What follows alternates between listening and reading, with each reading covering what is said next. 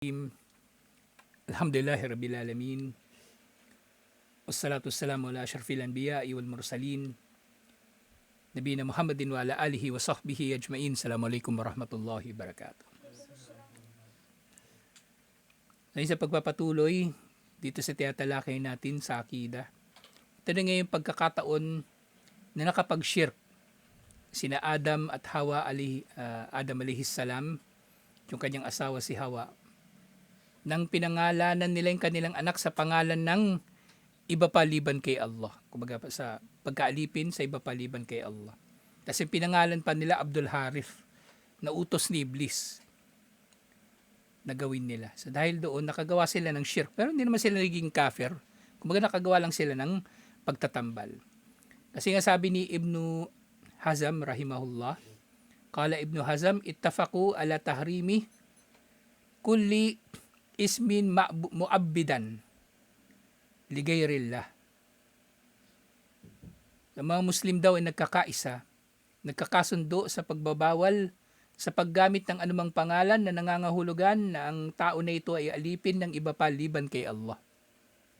Ka-Abdi Omar wa Abdul Kaaba. Ba papangalanan yung tao, Abdi Omar, alipin ni Omar, Abdul Kaaba, alipin ng Kaaba. Wa ma ashbaha dhalika. Hasya Abdul Muttalib.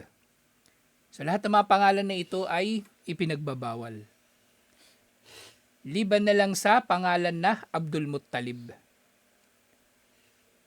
Liban na lang sa pangalan na Abdul Muttalib. Yung pangalan ng lolo ni Propeta Muhammad sallallahu alaihi wasallam. So ngayon yung paliwanag dito. Haka Abu Muhammad bin Hazm, Alimul Andalus, ittifaqul ulama ala tahrimi ma abada li ghayrillahi li'annahu syirkun fir rububiyyah wal uluhiyyah. So, iniulat mula kay Muhammad bin Hazm, siya na nga yung binanggit natin kanina na scholar. Scholar siya na mula sa Espanya, sa Al-Andalus, bago pa ito masakop ng mga Kristiyano.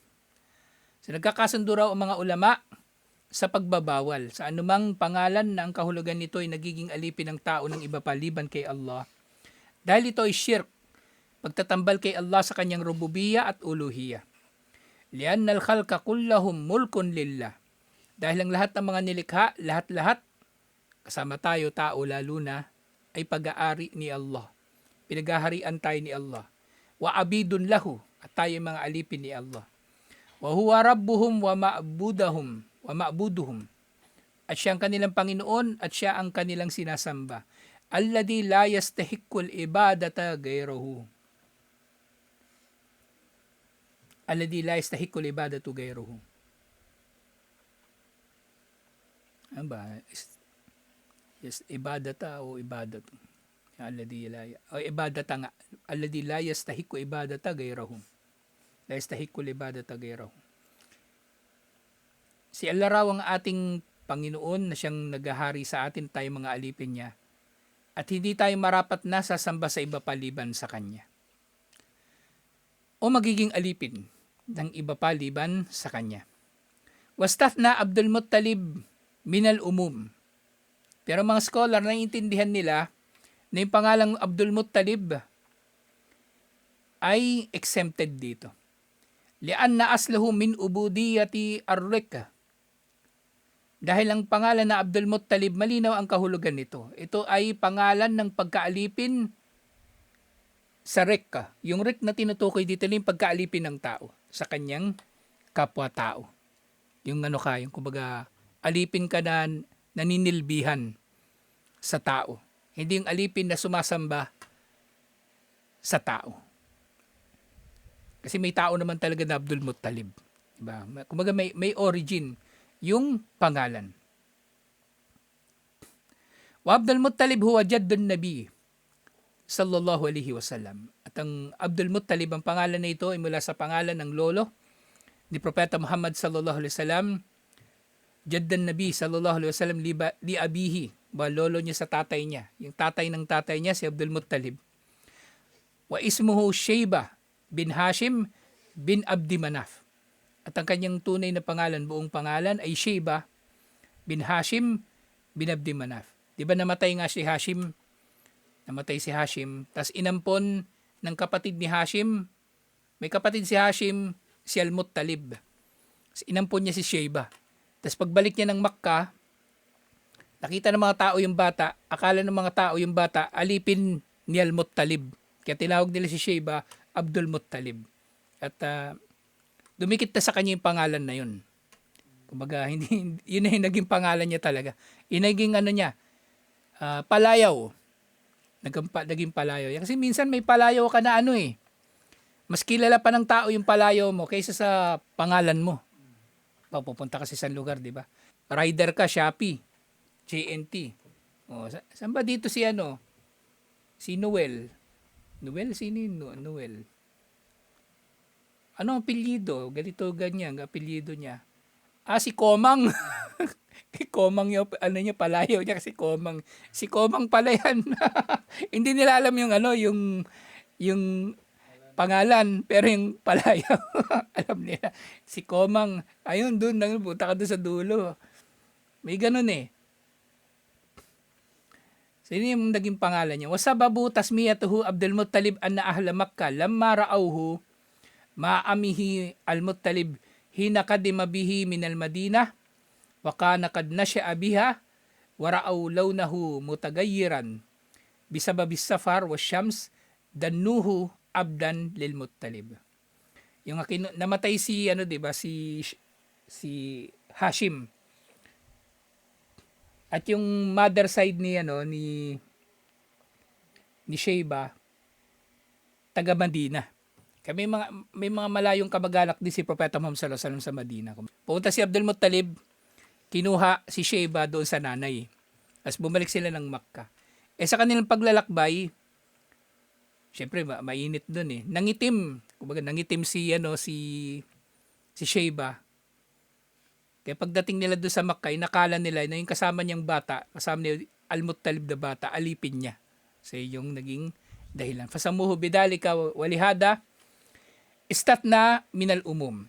At pinangalanan siya Abdul Muttalib at exempted siya sa hatol nito. Pero hindi ko lang alam kasi Abdul Muttalib, kung gagawin pangalan ng tao, so di ba? Hindi magiging shirk. Pero yung Abdul Manaf, di ba, yung may lolo sila Abdul Manaf, kumbaga ganun din yung magiging kahulugan. Pero kung naman, kung para sa atin dito, bawa niyan, lalo na ngayon yung kaalaman na ito, hindi ito laganap Huwag na lang natin gamitin yung pangalan Abdul Muttalib. Di ba? Katulad yung tinalakay nga natin sa fake nung nakaraan. Ang fake na susundin natin sa isang lugar, yung fake na laganap sa isang lugar para hindi tayo magiging kakaiba. Bawa sa isang lugar, kapag magbabasa sila ng Fatiha sa sala, nilalakasan yung Bismillahirrahmanirrahim. Di gawin natin yun. Gawin natin yun. Katulad ngayon nabanggit ko nung nakaraan. Kalimutan ko sinong imam yun Imam yata ng Makkah o Madina. Napunta siya ng Indonesia. Nag-imam siya ng Fajar. O di nilakasan yung Bismillahirrahmanirrahim. Kasi ganun sila magsala doon Ganun yung madhab nila. Ngayon dahilan doon, kasi nga, mahigpit yung ibang mga madhab kasi sa ibang paraan ng pagbasa ng Quran, halimbawa kay Warsh, ang Bismillahirrahmanirrahim sa Fatiha, yun yung unang aya. Yun yung unang aya. Samantalang yung kay Hafs, hindi siya kabilang sa sa mga aya. Parang dito, Hafs itong ating binabasa na na mushaf. Ay baligtad pala. Yung Hafs pala, yung unang aya, yung Bismillahirrahmanirrahim. Pero doon sa Warsh, yung unang aya, yung Alhamdulillahi Rabbil Alamin. Kumbaga mahigpit sila dito na kaya nilalakasan din nila yung Bismillah. Pinibilang nila bilang aya. Doon sa Warsh, din yung pinagkaiba. Doon sa Hafs, yung aya number 1, yung Bismillahirrahmanirrahim. Pero sa Warsh, ang aya number 1, yung Alhamdulillahi Rabbil Alamin. Ngayon, para maging 7 pa rin siya, 7 yung Fatiha, di ba? Sa Warsh, yung Siratal Ladina An'amta Alaihim, isang aya. Yung Gairil Magdubi Alaihim Waladdallin, isa pang aya uli, pang-7. Pero kay Hafs, dire-diretso siya. Siratal Ladina An'amta Alaihim Gairil Magdubi Alaihim Waladdallin. Kaya ganun ako mag-imam pag nagbabasa ako ng ng Fatiha sa sala. Dire-diretso yan. Dire-diretso ko to, hindi ko pinuputol sa Gairil sa An'amta Alaihim. Hindi ko pinuputol diyan, dinidiretso ko kasi isang aya lang naman din yun Pero sa Warsh, putol siya. 7 aya pa rin. Kasi yung bilang nila ng mga aya nagsimula sa Alhamdulillahi Rabbil Alamin. Pero sa Hafs, nagsisimula siya sa Bismillahirrahmanirrahim. So yung iba nga mahigpit dito. Kaya dapat daw lalakasan pagbasa. Pero actually, binabanggit naman yan Binabanggit yan. Mahina nga lang. Kasi si Propeta Muhammad sallallahu alaihi wasallam, ganun siya madalas na naiulat. Ang nilalakasan niyang sisimulan niyang lalakasan, yung Alhamdulillahi Rabbil Alamin. So ngayon, itong kabanata na ito, mal maksudu min hadal bab. Ano raw ang layunin ng aklat o ng chapter na ito? Kumbaga, bakit siya napapaloob sa Kitabut Tauhid? Al maksudu minhu anna min an'amillahi alaihim o man an'amallahu alaihim bil aulad wa kamalallahu alaihim an-ni'matu bihim bi an ja'alahum salihina fi abdanihim wa tamamin dalika an tuslihu fi dinihim fa alaihim an yashkurullah ala in'amihi wa an la ya'budu awladahum o wa an la yu'abbidu awladahum li ghayrillah aw yudifu an-ni'mah li ghayrihi fa inna dalika kufrun lin-ni'mah lin-ni'mi munafin lit-tauhid. Singkahulugan nga dito na sino mang tao raw ang binayaan ni Allah ng mabuting anak. Yung kahulugan dito ng saleh, mabuting anak, hindi lang sa ugali, pati sa anyo nito. Ibig wala siyang kapansanan. So marapat labang na magpasalamat siya kay Allah sa biyaya ni Allah.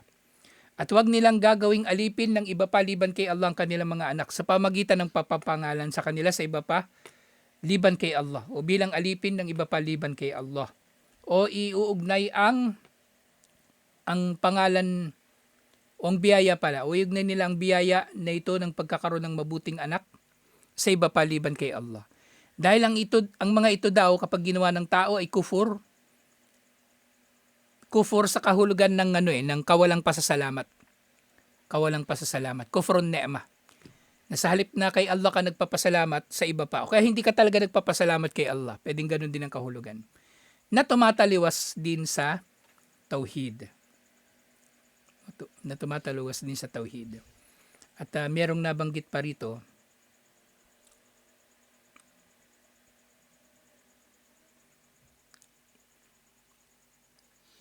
Mawarada min annal maqsudu biqawlihi ta'ala ja'ala lahu syuraka fima atahuma. Yung tinutukoy dito na dalawang tao na nagtambal kay Allah sa anumang ibinigay sa kanilang dalawa. Adam wa Hawa. Huwa qawlun jamhuru al-mufassirin. Wa warada fihi al-hadith alladhi rawahu Ahmad anil Hasan al-Basri an Samurah. So yung tinutukoy nga dito ayon sa mga tafsir at karamihan actually ng mga tafsir silang dalawa. At batay din doon sa hadith na iniulat ni Imam Ahmad mula kay Al-Hasan al-Basri at Samurah. At sinabi ni Ibn Kathir rahimahullah, wa huwa ma'lumun min thalathati awjuhin dakaraha fi tafsirihi juz'u thani safha 274. So ito yung nababanggit din sa tafsir ni Ibn Kathir, dun sa tafsir niya ng Juz na pangalawa, page 274. Wa fihi atharun an Ibn Abbas rawahu Ibn Hatim wa taqaddama.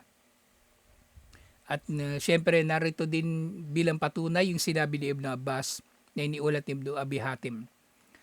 Sinabi ni Ibn Kathir, wa ka'annahu wallahu a'lam wa ka'annahu wallahu a'lam asluhu makhudun min ahlil kitab. Pero maaring mangyari din na ang kwento na ito ay kumbaga nanggaling din sa mga ahlul kitab. Kaya na kumbaga tinanggap din ng mga Muslim. Kasi marami naman nababanggit sa tafsir. Kumbaga inugnay nila ito doon sa paniniwala ng ahlul kitab. Parang yung yung mga bata na nagtago sa kuweba.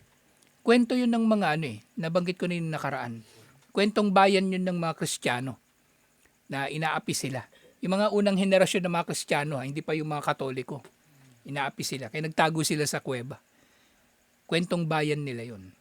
So yun, naisama na yun sa tafsir. At posibleng yun nga sila ang tinutukoy. Alhamdulillah.